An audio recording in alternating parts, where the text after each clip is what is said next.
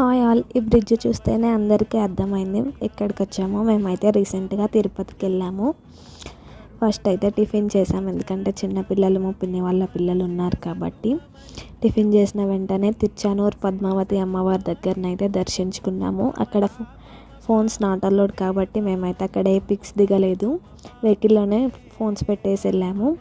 Next Kapileswara ఆలయానికి వెళ్ళాము. కపిలేశ్వర ఆలయం అంటే శివుడే. అక్కడ వచ్చేసి అక్కడ నీళ్ళు చల్లుకొని దర్శించుకున్నాము. నెక్స్ట్ అయితే ఆఫ్టర్నూన్ లంచ్ చేసాము. విష్ణు నివాసంలో అన్నప్రసాదం చేసాము.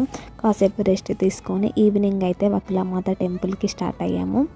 టెంపుల్కి వచ్చే దారిలోనే ఇలా రాతి గుట్టల మీద అలా శ్రీనివాసుడు కనిపించాడు. ఆ క్లిప్ అయితే చాలా మంచిగా అనిపించింది నాకు.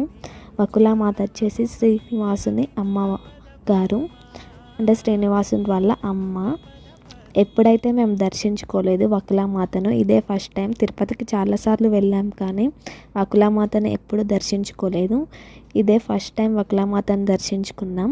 తిరుపతిలో నాకు ఒకటి అర్థమైంది ఏంటంటే, ఏ అమ్మవారికైనా, అయ్యవారికైనా, శివునికైనా, హనుమాన్కైనా, ఎవరికైనా వెంకటేశ్వర నామమే బొట్టుగా పెడుతున్నారు. వకులామాతను దర్శించుకున్న వెంటనే మేమైతే గోవిందరాజస్వామి దగ్గరికి వచ్చాము. టెంపుల్ అయితే దర్శనం ఆపేశారు. టెంపుల్లో ఏదో సంథింగ్ పూజలు జరుగుతున్నాయని. ఊరేగింపు కూడా వచ్చింది అదే టైంలో, మేము వెళ్ళిన టైంలో. ఇలా ఏనుగుతోనైతే తొండంతోనైతే కొట్టించుకున్నాము.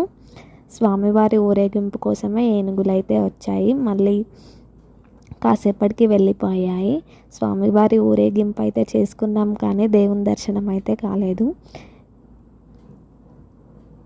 ఇక అక్కడనే టిఫిన్ చేసేసి నైట్ గోవిందరాజస్వామి దగ్గర గుడి ముందు ఒక హోటల్ ఉంది, చాలా బాగుంది అందులో ఫుడ్. అందులోనే టిఫిన్ చేసేసి మళ్ళీ రూమ్కి అయితే వెళ్ళిపోయాము.